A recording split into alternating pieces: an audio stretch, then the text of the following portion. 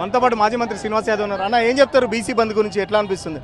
బంద్ సంపూర్ణంగా జరుగుతుంది రాష్ట్ర వ్యాప్తంగా కూడా, కానీ బంద్లో కాంగ్రెస్ వాడు బీజేపీ వాళ్ళు ఎందుకు పాల్గొంటారో మాకు అర్థమవుతలేదు.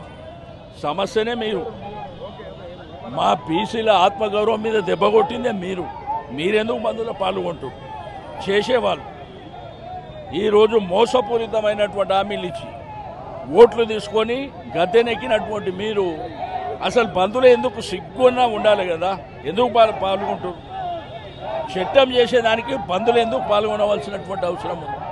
తప్పకుండా బీసీ సమాజం మేల్కొన్నది. ఈరోజు రాష్ట్ర వ్యాప్తంగా కూడా ఈరోజు బీసీలు కానీ ఎస్సీ ఎస్టీ మైనారిటీలు కూడా సంపూర్ణమైనటువంటి సహకారం అందరు ఇస్తుండ్రు. ఇది అంతం కాదు, ఇక ఆరంభం మాత్రమే. తప్పకుండా అగ్గి ముట్టించేస్తాం. కాంగ్రెస్ పార్టీ పదే పదే చెప్తుంది బీఆర్ఎస్ పార్టీ అడ్డుకుంటుంది, బీఆర్ఎస్ పార్టీకి 42% రిజర్వేషన్ ఇష్టం లేదు ఇవ్వడం అని చెప్పేసి. వాళ్ళకేమైనా సిగ్గుంటే బాగుండే.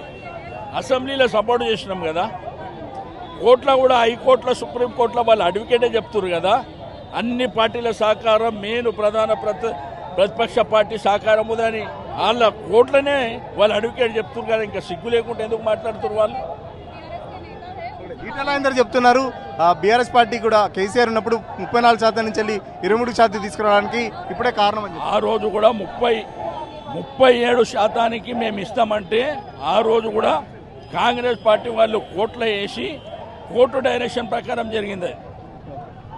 ఖచ్చితంగా బీఆర్ఎస్ పార్టీ నేతగా మాట్లాడుతున్న పరిస్థితి, బీఆర్ఎస్ పార్టీ లీడర్లు కూడా అందరూ ఆర్టీసీ క్రాస్ రోడ్లో మొత్తం ఎక్కడికక్కడ ధర్నా ఇస్తున్న పరిస్థితి.